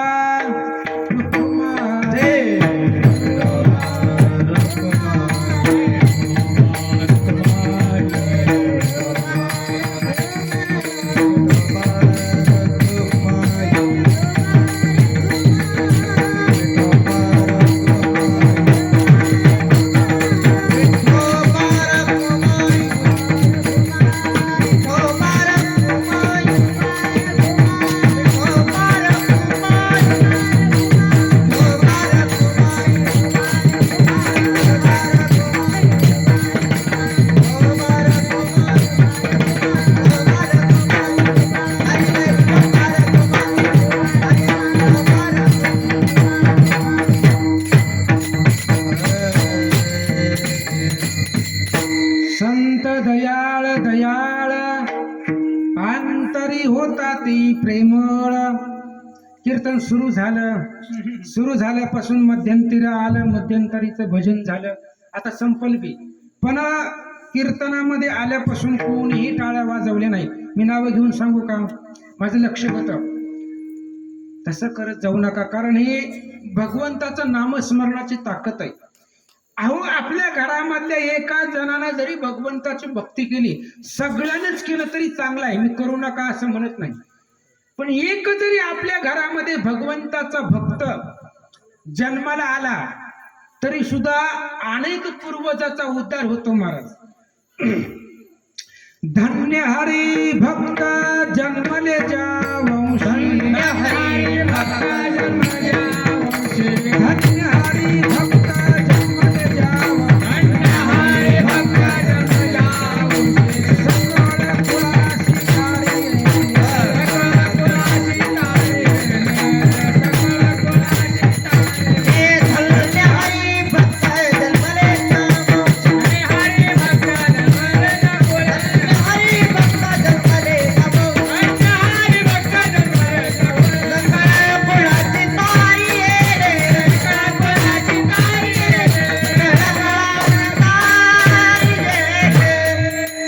धन्य हरी भक्त जन्मले ज्या वंशी, सकळ कुळाशी कार्યેले, यामाची यातना चुकविल दंड, वंशी झाल्या एक हरिभक्त. तुका म्हणे पूर्वज आशीर्वाद देती, कल्याण इच्छिती व्हावे कुळा. म्हणून आपल्या वंशामध्ये, कुळामध्ये एक भगवंताचा भक्त झाला ना, सगळ्या कुळाचा उद्धार होतोय. एकच दृष्टांत देतो, ऐका, की एकामुळे अनेकांचा उद्धार कसा होतो. 10 जण पंढरपूरच्या वारीला चाललेली असतात. 2 मिनिटांमध्ये काही गोष्ट म्हणून ऐकू नका. एकामुळं सगळ्या कुळाचा उद्धार होतोय, ही एका भक्ताची ताकद आहे, ते सांगते मी. 10 जण पंढरपूरच्या वारीला चाललेली होते. आणि 10 जण, त्या 10 जणांमधले 9 जण कधी पंढरपूरची वारी न करणारे, कधी पंढरपूरला न जाणारे, भगवंताचं भजन न करणारे होते. आणि त्या 10 मधला 1 जण भगवंताचा वैष्णव होता, भगवंताचा भक्त होता, माळकरी होता आणि भगवंताची अखंड भजन करणारा तो 1 जण होता. आणि त्या असणाऱ्या 9 जणांमध्ये ही मिक्स झालं महाराज. आणि अशी 10 जण पंढरपूरला निघाले. जात असताना अचानक सुसाट्याचा वारा सुटला आणि मुसळधार पाऊस सुरू झाला. भयंकर पाऊस, विजाचा लखलखाट होऊ लागला आणि कुठेही आडोसा नाहीये. आडरानामध्ये ही 10 जण अडकलेली होती. वेळ रात्रीची होती, मुक्कामाचं गाव लांब होतं, विजेचा लखलखाट आहे, मुसळधार पाऊस चालू आहे. मग काय करायचं? त्यांना एक झोपडी दिसली आणि त्या असणाऱ्या झोपडीमध्ये ही 10 जण घुसले. पण पाऊस मुसळधार चालू असल्यामुळं त्यांनी जाण्यासाठी टाळलं. म्हणले थोडस पाऊस कमी झाला की आपण जाऊ म्हणले पंढरपूरच्या पांडुरंगाच्या दर्शनाला. मग त्यावेळेस एक वीज हे असणाऱ्या 10 जणांच्या जवळ येत होती आणि त्या 10 जणांच्या जवळ येऊन पुन्हा वीज माघारी जात होती. असं 2-4 वेळा घडलं. त्यावेळेस त्या 10 जणांनी विचार केला, ज्या आरती वीज आपल्या जवळ येते त्या आरती आणि पुन्हा माघारी जाते, म्हणजे आपल्या 10 जणांपैकी एकाचं मरण आहे. एकाच्या मरणासाठी 10 जणाला कशाला मारायचं, म्हणून ती वीज पुन्हा माघारी जाते. मग आपण काय करू? 10 जण कोणतरी 1 जण आपल्यातलं मरणार आहे, फिक्स आहे. ज्या आरती वीज आपल्या अंगावर येते, जवळ येते, माघारी जाते, त्या आरती आपल्या 10 जणांमधलं 1 मरणार आहे, हे निश्चितच आहे. पण कोण मरणार आहे आपल्याला माहिती नाही. त्यामुळं त्या 10 जणांनी ठरवलं, हे बघा आता काय करायचं, प्रत्येक एका जणानं त्या लिंबाच्या झाडाखाली, आंब्याच्या झाडाखाली जायचं आणि तिथं गेला की मग वीज येईल आणि मग ते मारून टाकेल त्याला. असं झालं. मग 1 जण गेला, वीज पुन्हा आली, पुन्हा माघारी गेली, दुसरा गेला, तिसरा गेला, ही 9 जण झाली. आणि एक जो माळकरी होता त्याच्यामधला भगवंताचा वैष्णव भक्त होता, तो घाबरला. कारण ज्या अर्थी 9 जणांचा नंबर झालाय त्या अर्थी आता मरण आपलंच आहे, कारण फिक्सच आहे ना. ज्या अर्थी 9 जण वाचले त्या अर्थी मरणार आपणच आहे. दुःख वाटलं महाराज आपल्याला, मरताना भगवंताचं दर्शन घेऊन मरण्याची इच्छा आहे पण ती होत नाही. अर्ध्या वाटेमध्ये आपल्याला मरावं लागतं. दुःख वाटलं त्या वारकऱ्याला, वैष्णवाला, पण असू दे म्हणले. आणि ते आता जायला तयार नव्हता, कारण त्याला माहित आहे आपण जर आता त्या लिंबाच्या झाडाकडे गेलो तर वीज आपल्या अंगावरती येणार आहे आणि आपण मरणार आहे. म्हणून ह्या 9 जणांनी त्या माळकऱ्याला सांगितलं, हे बघ आमच्यामुळे तू वाचत आलाय आतापर्यंत, आता तुझ्यामुळं आम्हाला मरण नको, त्यामुळं तू काय करत जा म्हणले आमच्यातनं बाहेर. ते जात नव्हतं महाराज, कारण त्याला मरणाची भीती होती.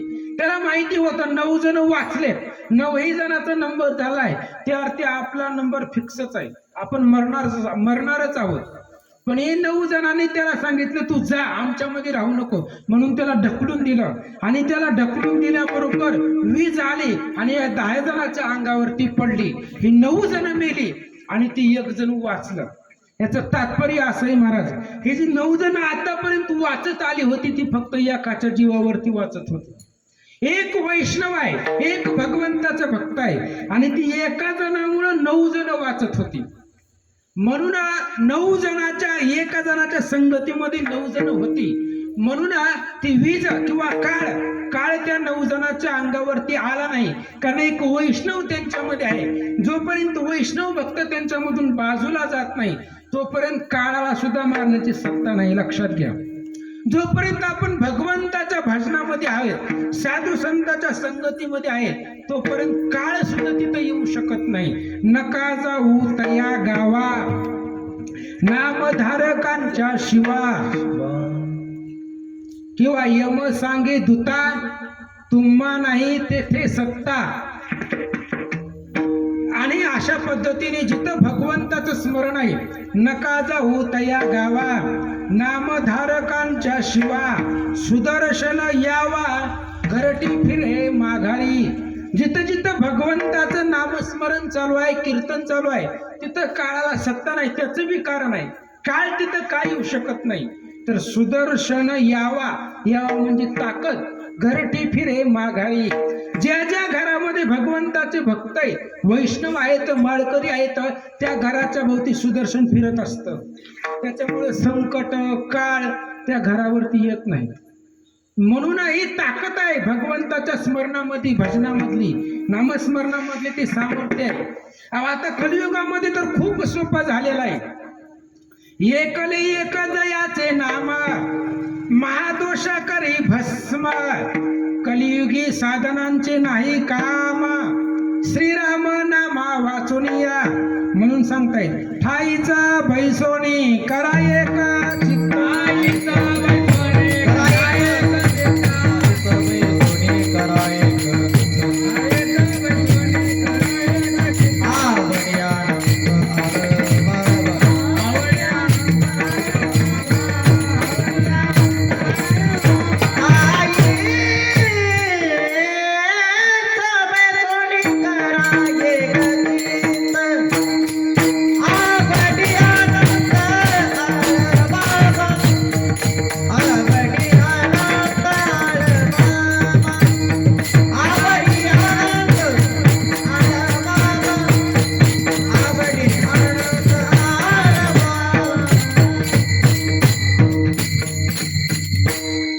संत दयाळ दयाळ, अंतरी होता ती प्रेमळ, शरण आली अशी पाटी, पाहता ती कृपा दृष्टी.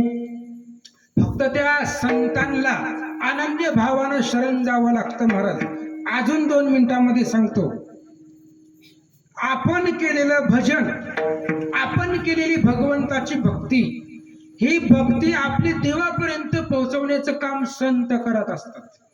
कोण करतं? आपला वशिला देवापर्यंत घेऊन जाण्याचं काम हे संत करत असतात. म्हणून बघा,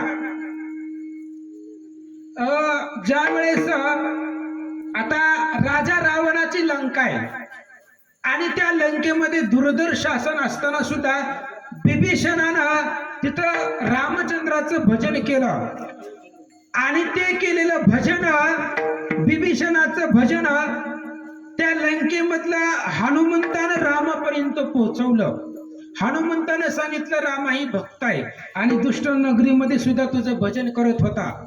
पुन्हा भरतजीने नंदीग्रामामध्ये केलेलं भजन ही रामाला सांगितलं हनुमंतानं. त्यामुळे हनुमान ही संत आहे आणि या संताच्या पुढे केलेलं भजन हे देवापर्यंत पोहोचवतो. किंवा आपलं नाव कसं आहे, हनुमंताचे मंदिर गावाच्या बाहेर असतात महाराज, वेशीवरती. त्याचं बी कारण आहे. वेशीवरतीच का? हनुमंताला गावात राहू वाटत नाही का? वेशीवरतीच का? त्याचं बी कारण आहे. ज्या वेळेस त्या गावातल्या कुण्या बी व्यक्तीला जर त्याचा काळ जवळ असेल, मरण जवळ आला असेल, तर त्यांना घेऊन जायला यम येतो. यमच येतो ना. आणि ती यम आले आले आधी हनुमंताची भेट घेते. ती यम आले आले आधी हनुमंताला जयहरी करते. कारण हनुमंताचा मार यमाला माहित आहे. त्या यमाचा यमदंड पाही, मोडून गेला तुझे देही, इतर बापुडी कोण काही, हनुमान पाही दंडावया, यमनियंता सकळ जगा, पदाभिमाने लग बघा, दंड घेऊन या वेगा, तुझं सवेगा दंडू आला. हनुमान लहान होते, बाळ, आणि हनुमान बाळ असताना यमाचं थोबड फोडलं होतं. त्याच्यामुळे यम हनुमंताला घाबरत होता आणि आजही घाबरतो. त्याच्यामुळं गावामध्ये जर कुणाचा काळ आला तर यम आधी हनुमंताच्या जवळ येतो आणि हनुमंताला जयहरी करतो. मग हनुमंताला विचारतो कुणाला उचलायचंय. मग हनुमान विचारतो रात्री कोण कोण कीर्तनाला नव्हतं, बरं कीर्तनाला येऊन कोण कोण टाळ्या वाजवीत नव्हतं. ही हनुमंताने पाहिलेलं असतंय. कारण जिथं जिथं हनुमान भजन आहे भगवंताचं, तिथे तिथं हनुमान तर आहे, आपल्याला माहितीच आहे. आपण जर रामायणाची कथा करत असेल तर हनुमंतासाठी काही काही गावामध्ये स्पेशल पाठ ठेवतात. कारण जेत राम कथना, तेथे असावे माझे अधिष्ठान. हनुमंतानं मागणंच तसं भगवंतापाशी केलेलं आहे. त्याच्यामुळं यम आले आले आधी हनुमंताला विचारतो, हनुमंत महाराज कोणाला उचलायचं सांगा. तुम्ही ज्याचं नाव सांगाल त्यालाच उचलून येतो. आणि तुम्ही जर सांगितलं कोणाला उचलायचं नाही तर माघारी जातो. तुमच्या आज्ञेपुढे कोण जाणार आहे? मग हनुमंत विचार करत होते, रात्री कोण कोण नव्हतं कीर्तनाला आल्यावर कोण कोण डुकल्या मारित होतं, कोण कोण मांडी घालून बसलेलं होतं, कोण कोण पाय वर करून बसलेलं होतं. हनुमंताने सगळं बघितलेलं होतं. मग आपल्याला जर वाटत असेल आपलं नाव हनुमंतानं यमाला सांगू नये, कारण हनुमंत पाहतो आणि हनुमंताचं मंदिर प्रत्येक गावामध्ये आहे. असं एकही गाव नाही की त्या गावामध्ये हनुमंताचं मंदिर नाही. प्रत्येक गावामध्ये हनुमंताचं मंदिर आहे आणि हनुमान सगळं पाहतो. हनुमान चिरंजीव आहे, हनुमान चिरंजीव आहे. आणि अशा प्रकारचे हनुमंतरायाने आले आले आधी यमाची भेट, यम हनुमंताची भेट घेतो, त्यांना विचारतो, जर ही सत्य परिस्थिती आहे, ही काही विनोद म्हणून घेऊ नका, ही सत्य परिस्थिती आहे. आजही यम हनुमंताला घाबरतो आणि आधी आल्या गावात येण्याच्या आधी यम हनुमंताची भेट घेतोय, तितकंच त्रिकालबाधित सत्य आहे. आणि हनुमंताच्या आज्ञेशिवाय यम कोणालाही हात लावित नाही, ही सत्य परिस्थिती आहे. आणि मग ज्या वेळेस हनुमंतराय कोणाचं नाव सांगतील त्याच वेळेस यम त्यांना घेऊन जातो. म्हणून आपल्याला जर वाटत असेल की हनुमंतानं आपलं नाव यमाला सांगावं का देवाला सांगावं, जर देवाला सांगावं असं वाटत असेल तर कीर्तनाला येत जावा. दुपारी रामायणाची कथा असते महाराज, सांगायला मीच असतो, दुसरा कोणी येत नाही. आणि त्यावेळेस संख्या कमी असते. 2 दिवस राहिलेले आहेत सत्याला आणि लक्ष्मण शक्तीची कथाही सुंदर आहे. अहो असं म्हणतात की अख्खं रामायण जरी नाही ऐकलं तरी चालतंय, पण शक्ती प्रसंग ऐकावा, सगळं रामायणाचं पुण्य त्याला भेटतं. म्हणून आता 2 दिवस सप्ताच्या सांगतासाठी राहिलेले आणि रामायणाची कथा दुपारी 2 ते 5 या वेळामध्ये चालते. त्याच्यामुळे येत जावं ऐकायला. आणि रामायणाच्या कथेला हनुमान बी असतोय आणि त्या हनुमंताला आपण दिसतोय कथेला आलेलो, त्याच्यामुळं हनुमान आपलं नाव घेणार नाही यमाच्या लिस्टमध्ये. त्याच्यामुळे येत जावा. आणि ही असणारी सुंदर रामायणाची कथा आहे, भव्य दिव्य असणारी कथा आहे. कथा ऐकत जावा, आपला उद्धार करत जावा. म्हणून एकनाथ महाराज सांगतायत, संत दयाळ दयाळ होता ती अंतरी प्रेमळ, शरण आली आसी पाठी पाहता ती कृपा दृष्टी. 2 चरणाचा भावार्थ सांगितला. आता राहिलेला 2 चरणाचा भावार्थ पुढच्या वर्षी बघू आपण, हेच आपण मी त्यावेळेस घेऊ. आणि राहिलेला 2 चरणाचा भावार्थ आपण पुढच्या वेळेस जर संधी मिळाली तर आपण त्या राहिलेल्या उर्वरित चरणाकडे पाहू. पण आधी याच 2 चरण आपल्याला समजून घेणं महत्वाचं आहे. संत कशासाठी येत असतात, संत काय येत असतात, संत कोण आहे, संत कुणाला म्हणावं आणि आपलं सुख दुःख संताला सांगावं आणि अशाच संताला आपण शरण जावं, असं महाराज सांगतायत. ज्ञानेश्वर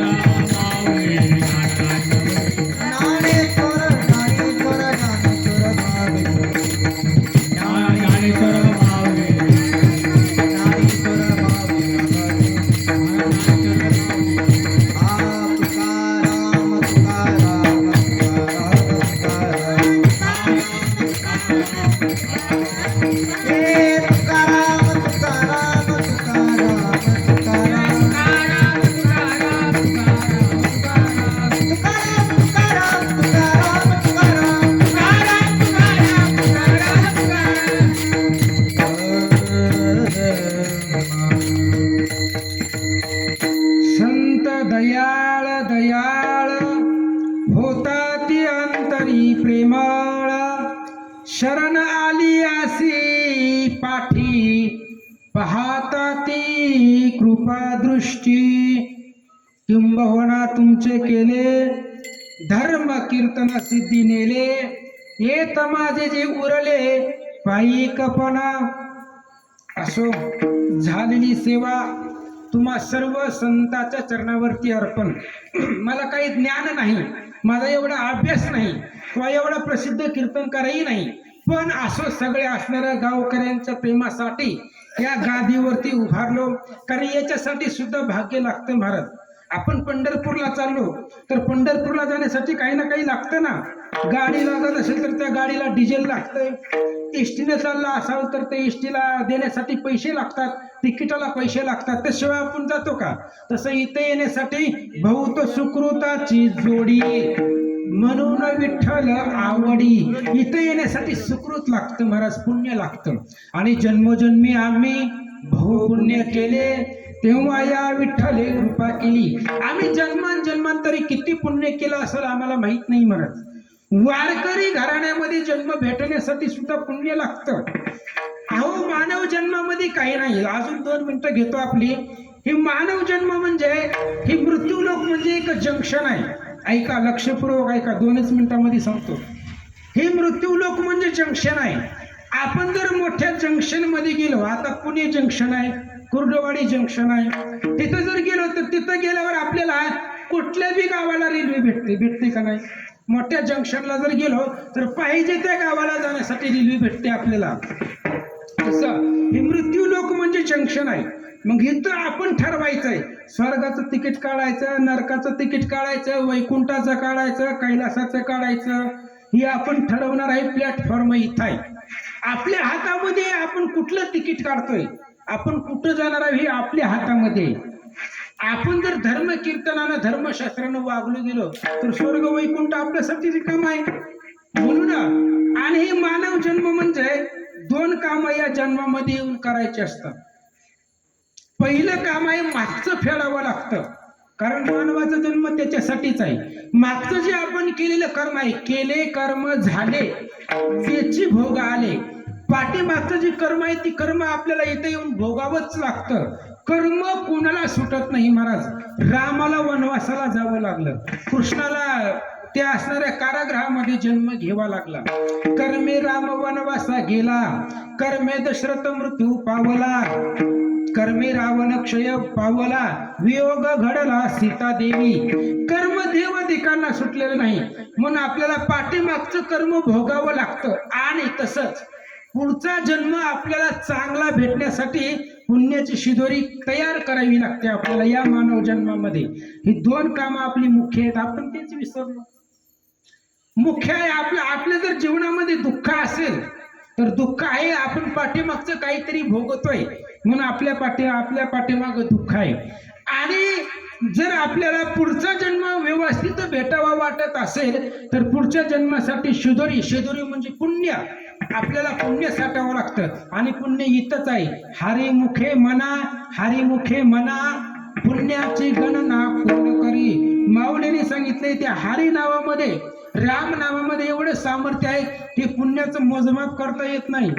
श्रीराम 2 अक्षरासाठी पातकी जळती 99 तो नरसरता होय वैकुंठी बैसे पाठी ब्रह्मयाच्या. अहो राम नामाचं 2 अक्षर आहेत राम नावामध्ये, आणि ती एकदा राम नाम घेतलं की ब्रह्मदेवाच्या शेजारी आपल्यासाठी पाठ रिकाम आहे. फक्त एकदा जीवनामध्ये येऊन फक्त एकदा रामनाम स्मरण केलं की आता रामनामाची ताकद किती, ती एक खूप मोठा दृष्टांत आहे, पण ती मी आता सांगत नाही. ते रामनामाची ताकद ब्रह्माला कळत नाही, विष्णूला कळत नाही, महादेवाला कळत नाही. एवढं त्या रामनामाची बरोबरीच करता येत नाही महाराज. अफाट पुण्य आहे. श्रीराम उच्चारे गणिका तात्काळ गेली वैकुंठ लोका. हा निश्चय होता कैलास नायका देयमूर्ती मनवणी. एक गणिका होती, गणिका म्हणजे वेश्या, आणि त्या वेश्येनं आपल्या पोपटाचं नाव राघू ठेवलेलं होतं, राघू. आणि ती सारखं पोपटाला राघू राघू या नावानं हाक मारत होती. पुढं राघव राघव म्हणायला लागली पोपटाला. आणि पक्षाचे निमिषे त्या पक्षाच्या निमित्तानं त्या असणाऱ्या गणिकेचा उद्धार झाला. हा निश्चय होता कैलास नायका, ही विश्वास महादेवाला होता. म्हणून असणारे रामनामामध्ये भगवंताच्या नावामध्ये एवढी ताकद आहे. असो झालेली सेवा सर्व तुम्हा संतांच्या चरणी अर्पण.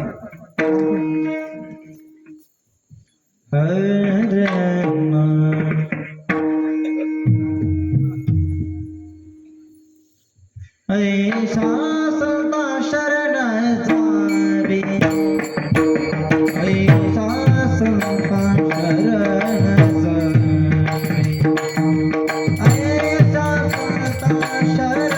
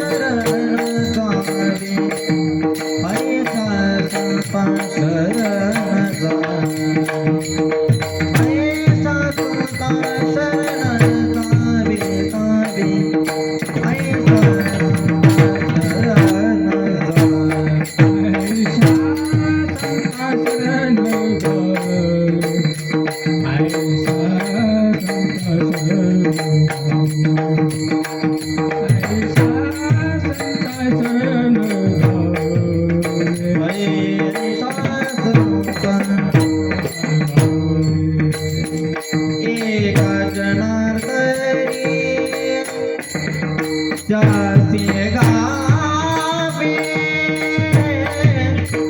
एका जनार्दनी त्यासी गावे शरण आले याचे पाणी शरण आले याचे पाणी शरण आले याचे पाणी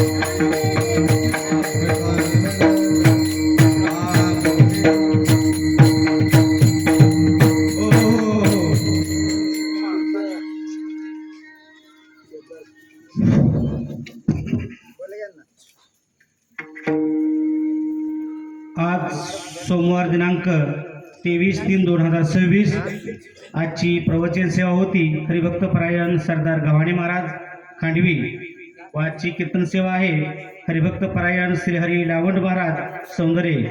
कुळी कन्या पुत्र होती जे सात्विक तयाचा हरेक वाटे देवा असं रत्न आणि रामायणचार्य मित्र म्हणतो तालुक्यात नव्हे आपल्या जिल्ह्यात आणि महाराष्ट्रात गाजलेलं हे आपलं युवा नेतृत्व या सौंदर्यानं दिलंय. यासाठी सर्वांनी अगदी जोरदार टाळ्या वाजवायच्या. कारण असं रत्न जन्माला येईला ही सौंदर्याची खाण खूप पवित्र आणि पावन आहे. कारण सौंदर्याने आज अनेक महारत्न दिलेले आहेत, त्यातीलच हे एक रत्न आहे. खरोखर जिथं पिकतं तिथं त्याची किंमत नसते. पण आज जर बघितलं तर मला देखील फोन येतात की तुमच्या गावातील श्रीहरी लावंड यांना कीर्तनासाठी तारीख पाहिजे. असे अनेक गावागावून फोन येऊन त्यांच्या तारखा बुक असतात. अशा या खूप गुणी बाळाला म्हणजे आपल्या सर्वांसाठी हे एक बाळच आहे. आज जरी ते कीर्तनकार म्हणून उभं असलं तरी आपल्या सौंदर्य गावाच्या दृष्टीनं बाळच आहे. पण घरकी मुलगी दार बराबर असं असता कामाने आपल्या लेकराचं कौतुक आपण मनापासूनच करणं गरजेचं आहे. तर खरोखर सुंदर असं या ठिकाणी कीर्तन सेवा अगदी समर्पक आणि खरोखर रामायणातले विविध दाखले देऊन तसेच नाथ महाराजांची विविध प्रमाण देऊन अगदी सुंदर अशा शब्दामध्ये आपल्याला समजवलं आहे. मला वाटत नाही आज कुणी झोपला असेल, कारण कसं असतं आपला तो बाब्या दुसऱ्याचं कारण असतं. कारण आपला बाब्या होता आज, म्हणजेच आपला एक गहिनीनाथ महाराज होते. गहिनीनाथ महाराज श्रीहरी होता आणि खरोखर सुंदर असं कीर्तन सेवा या ठिकाणी संपन्न झालेली आहे. तर आजचे अल्पोपहाराचे अन्नदाते होते नितीन मनोहर कुंभार व आजची सकाळची पंगत होती परशुराम बाबूराव हांडे व संध्याकाळची पंगत होती केरबा रंगनाथ जाधव व आजचा जागर आहे गारगाव.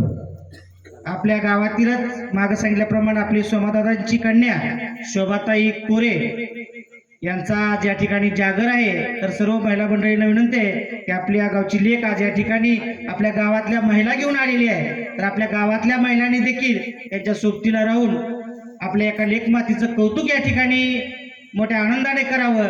आज म्हणजे बघा कसा योगायोग आहे, गावातलाच कीर्तनकार आणि गावातलाच जागर सुद्धा, म्हणजे खरोखर आज सौंदर्याचं आणि असेच रत्न असेच कीर्तनकार प्रवचनकार जर व्हावे वाटत असतील तर आपली बी चिलीपिली या ठिकाणी आणावी. कारण आपण बघतो इथं आज 50-60च्या पुढे काय आतलं कोण काय दिसत नाही. मला वाटत नाही जर ही अशी जर आणली तर व्यसनापासून दूर राहतील. कारण ही आपण बघतोय की लहान वयातच मुलं किती आज गुणी आहेत, आज ते किती चांगल्या प्रकारे या ठिकाणी टाळ मृदंग वाजवतात. तर खरोखर त्यांचं देखील या ठिकाणी मनापासून कौतुक आहे. तर आपल्या पक्वाजेवाजांनी तर कमालच केलेली आहे. तर त्यांनी सुद्धा आज एक सुंदररित्या या ठिकाणी मृदुंग वादन झालेलं आहे. तर आपले आदरणीय अमरीशदादा गुळवे यांचं एवढे ते त्यांच्या भारावून गेले की आज त्यांचा ते सत्कार करू इच्छितात. म्हणून शाल श्रीफळ आणि 201 रुपया देऊन दादांच्या हस्ते मृदुंगाचार्याचा या ठिकाणी सन्मान होत आहे.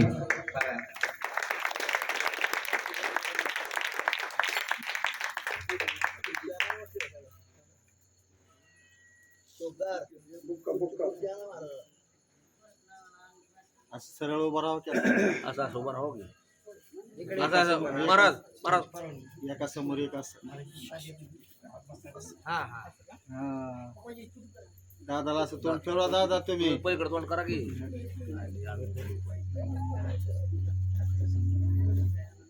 सरळ खालतं दादाला कशाला सांगावं लागतं.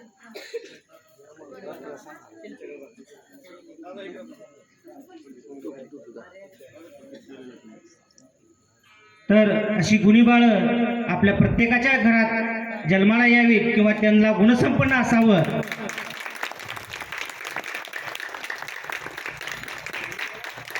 आजच्या कीर्तनकारांच्या परवानगीनं मी एक छोटीशी कविता आहे बापावर आहे ती जर प्रस्तुत करण्याची या ठिकाणी परवानगी असेल, त्यांची परवानगी असेल तर माझा आवाज काही छान नाही पण एक थोडंसं म्हणण्याचा मी प्रयत्न करतोय. माझ्या डोळ्यातली आसव कुणी मायेनं पुसताना, माझ्या डोळ्यातली आसव कुणी मायेनं पुसताना, उरी हुंद का दाटतो या गोष्ट बापाची सांगताना, उरी हुंद का दाटतो या गोष्ट बापाची सांगताना. माझ्या येवल्या मुखात बरविला त्याने घास, माझ्या येवल्या मुखात बरविला त्याने घास, त्याच्या परम कष्टाने आज जगतो सुखात, त्याच्या परम कष्टाने आज जगतो सुखात. त्यानं बघितलं सपान, त्यानं बघितलं सपान, पाला उसाचा काढताना, पाला उसाचा काढताना, उरी हुंद का दाटतो या गोष्ट बापाची सांगताना, उरी हुंद का दाटतो या गोष्ट बापाची सांगताना.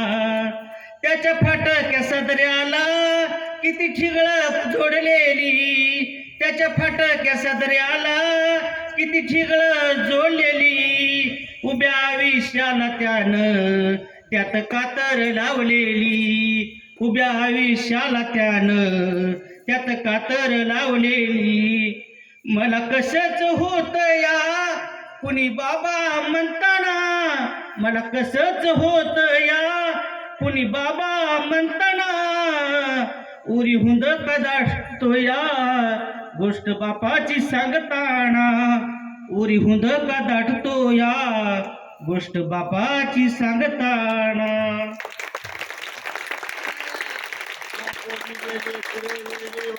खूपच सुंदर अशी बापावरची कविता गोरख जाधव यांनी सादर केलेली, त्यांच्यासाठी धन्यवाद.